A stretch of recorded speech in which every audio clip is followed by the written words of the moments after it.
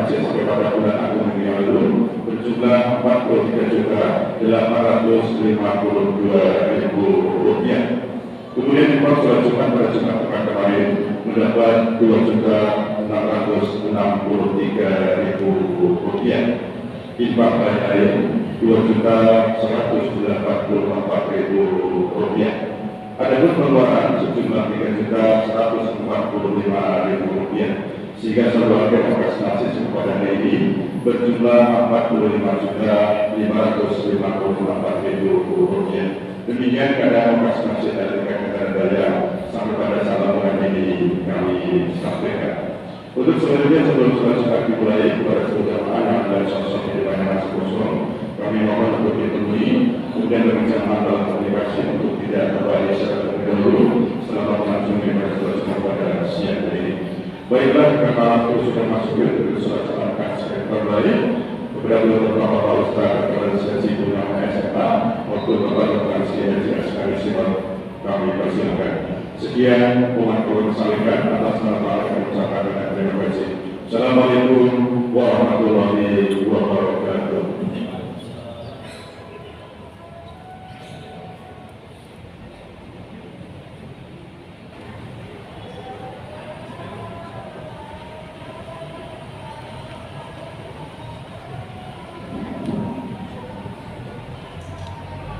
Sebelum khutbah kami mulai, mohon bagi jemaah yang terlambat yang mampu langsung untuk melaksanakan sholat tahiyatul masjid.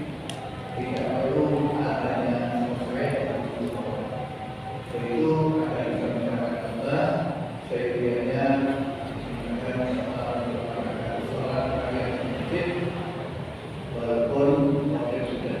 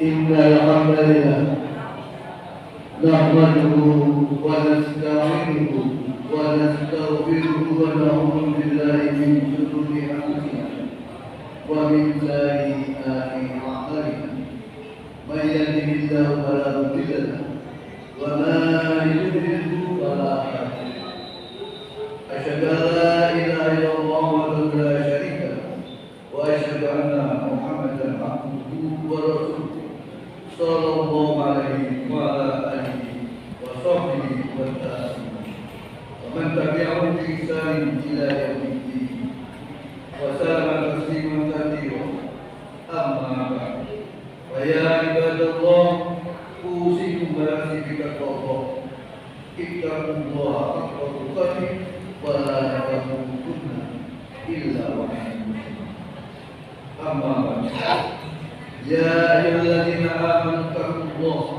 وقولوا قولا سديدا يصلح لكم أعمالكم ويغفر لكم ذنوبكم ومن يطع الله ورسوله فقد فاز فوزا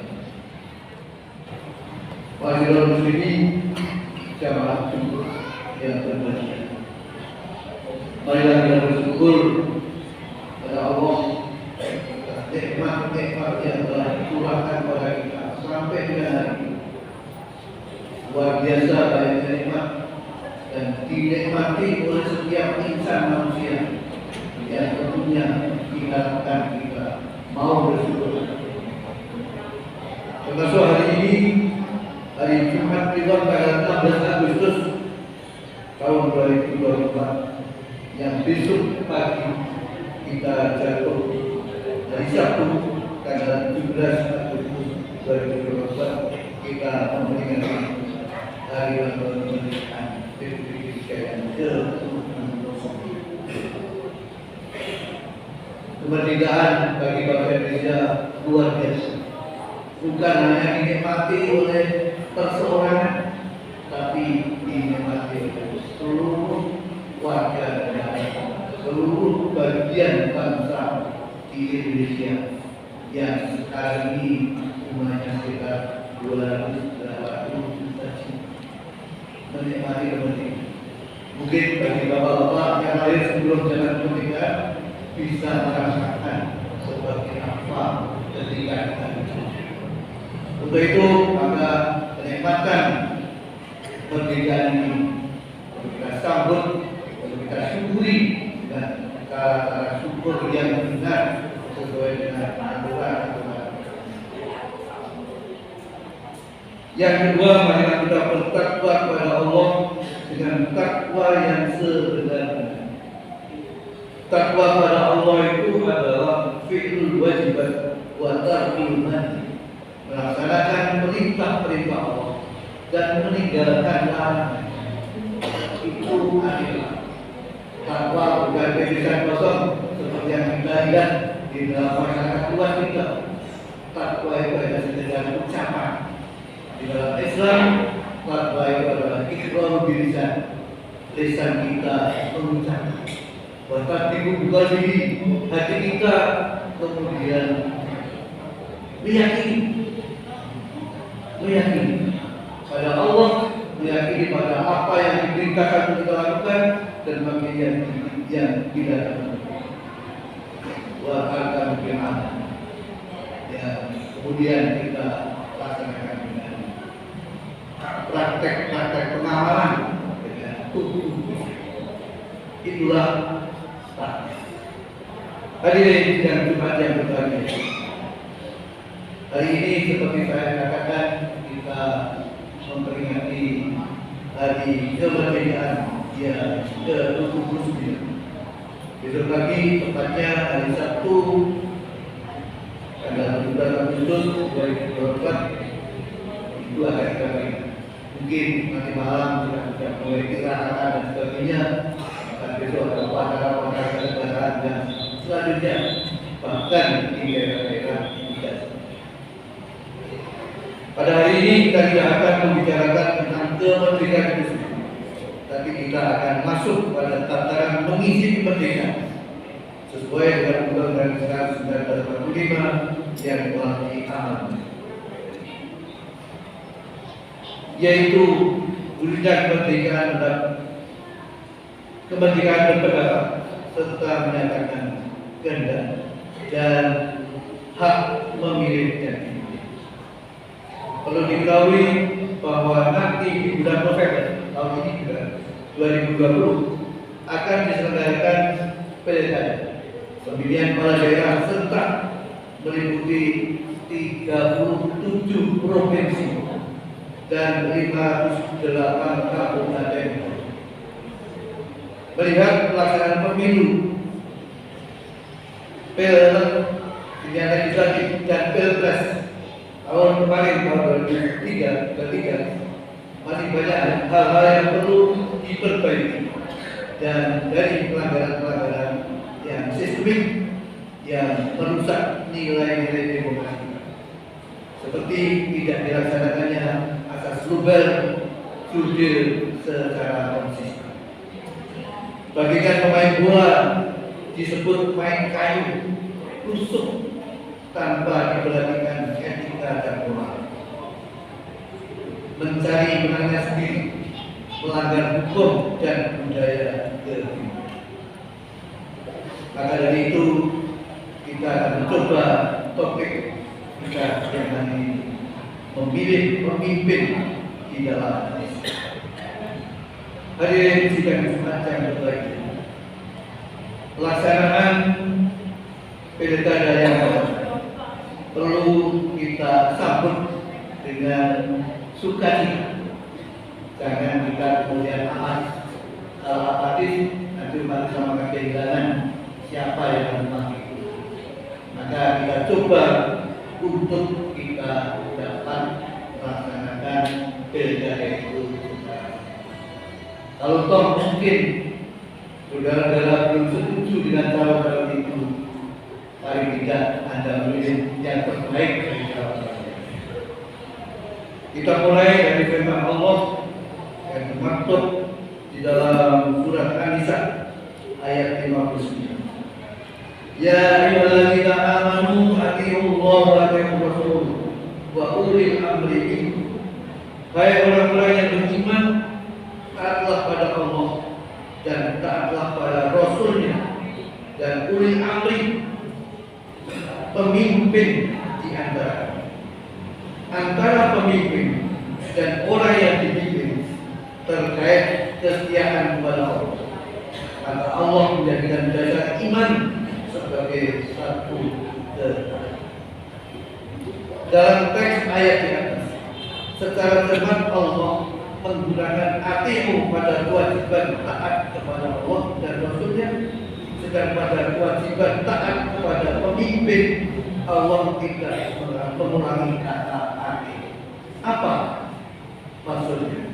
Artinya setiap manusia wajib taat secara mutlak kepada Allah dan Rasulnya, sedangkan kepada pemimpin masih harus dilihat dulu apakah dia menyimpang dari aturan Allah dan Rasulnya.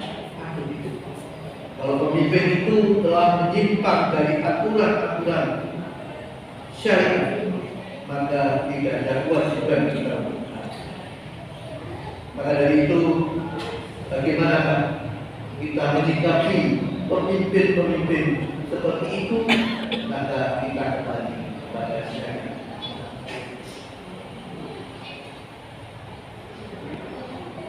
Kalau saya mengerjakan, menurut Ibnu Taimiyah dalam bukunya Asisiyah Asyariah, persyaratan pemimpin di dalam Islam yang pertama adalah tawadu. Yang pertama adalah amal, yang kedua adalah adil, dan yang ketiga adalah amanah. Bahwa seorang pemimpin harus amanah. Pengertiannya, apa yang dilakukan oleh pemimpin itu harus diserahkan kepada ahli. Jadi kalau kita memilih pemimpin, ya diserahkan pada ahli. Amanah juga berarti seorang pemimpin harus kapal, harus mampu, harus cakap, harus kredibel, dapat dipercaya dan akseptabel, dapat diterima semuanya. Amanah harus ditunaikan secara konsisten dalam hukum baik Italia, hukum Romania maupun hukum Romania. Karena pemimpin itu adalah amanah, maka harus dicapai dengan cara-cara yang fair, terbuka, hak, dan tidak melanggar hukum secara mutlak. Yang kedua, adil. Adil secara bahasa berarti tengah-tengah, lurus dan condong kepada kebenaran. Sedang secara istilah, adil berarti istiqomah di atas jalan kebenaran dan menjauhi apa yang dilarang. Adapun menurut istilah para fuqaha, adil adalah menyeimbangkan keadaan dalam beragama, yaitu keseimbangan dalam perkara. Firman Allah dalam Quran surat An-Nisa ayat 58, artinya sesungguhnya Allah menyuruh kamu menyampaikan aman kepada yang berhak menerimanya, dan menyuruh kamu sekalian apabila menetapkan hukum di antara manusia supaya kalian berbuat baik. Sesungguhnya Allah memberi pengajaran sesuai. Hadirin sidang Jumat yang berbahagia, sikap ideal bagi seorang yang adil disebutkan di dalam satu pendapat Hasan Al-Basri. Beliau menuliskan, ketahuilah wahai Amirul Mukminin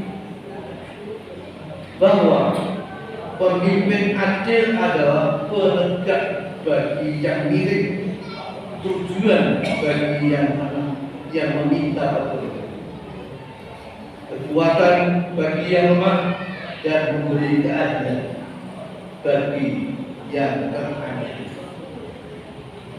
Pemimpin yang adil, hai Amirul Mukminin, adalah gembala yang sayang terhadap binatang piaraan. Dia menggembalakan ibadah rumput yang terbaik, kemudian menghalaunya dari tempat yang berbahaya. Dia menjaganya binatang itu agar tetap utuh dan senantiasa dia bisa mempertanggungjawabkan kalau gembalanya itu milik manusia. Yang ketiga, pemimpin yang baik hai Mukminin adalah sebagai ibu yang cinta dan sayang kepada anak, dikandungnya dan dilahirkannya dalam keadaan susah payah dan malam tidak tidur guna menjaga dan menyusuinya, tersuka cita bila ia siap dan terduga bila ia takut. Pemimpin yang adil adalah bagaikan hati di antara anggota badan kita yang menjadi baik semuanya jika hati kita, dan rusak semuanya jika hati kita. Hai Amirul Mukminin, janganlah dalam mengurus apa yang dikuasakan Allah kepadamu, engkau bersikap seperti seorang hamba saya yang menerima amanat dari majikannya untuk menjaga harta miliknya dan keluarganya, tetapi ia menghambur-hamburkan harta-harta miliknya untuk menceraikan keluarganya, dan ia diamanahkan kepadanya sehingga hidupnya bukan kafir, yang diamanahkan kepadanya sehingga mereka hidup dan jatuh miskin. Ketahuilah hai Amirul Mukminin bahwa Allah telah menentukan sanksi guna mencegah terjadinya kemungkaran dan kemaksiatan. Maka bagaimana jika yang harus melaksanakan sanksi itu adalah orang yang melakukan pelanggaran, sebenarnya Allah menetapkan qisas bagi orangnya. Hadirin sidang Jumat yang berbahagia, itulah tuntunan kepada bagi muslim sesuai dengan pendapat Hasan Al-Albani yang disampaikan pada Khalifah Umar bin Abdul Aziz pada masa itu. Kemudian yang ketiga adalah tawadhu. Tawadhu artinya menahan. Tawadhu artinya rendah, sikap merendahkan diri kepada siapa saja, baik yang muda pada yang tua, tapi yang tua pada yang muda pun bukan berarti dia kehilangan hati terhadap yang muda atau kehilangan kewibawaan, tapi justru kehilangan baik. Jadi pengertian tawadhu rendah hati ini berlaku pada siapa saja, baik yang tua pada yang muda, khususnya yang muda pada yang pada siapa. Lebih lanjut, Khalifah Abu Bakar As-Siddiq menyatakan ada 7 moral tentang pemimpin yang tadi saja. Yang pertama adalah tawadhu, yang kedua adalah mau dikritik, yang ketiga aman dan jujur, yang keempat adil, kelima konsisten, dan yang keenam terbuka serta ikhlas. Yang terakhir ikhlas. Kemudian gambaran kepemimpinan kita sesuai dengan syariat. Menghadapi pilkada ini, marilah kita mencari pemimpin-pemimpin yang paling tidak mendekati. Barakallahu wa wa nafa'an bayan minal ayati wa dzikri wa taqabbal minni wa minkum ila wadahu inna.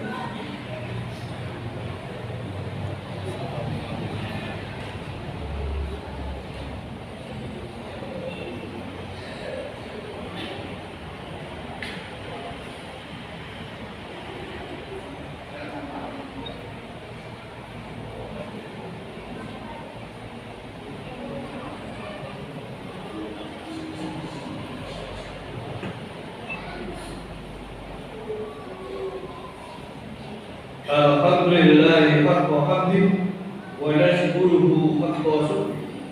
Asyhadu an la ilaha illallah wa la syarika lahu wa asyhadu anna Muhammadan abduhu wa rasuluh. Allahumma shalli wa sallim ala nabiyyina Muhammadin wa ala alihi wa ashabihi ajma'in.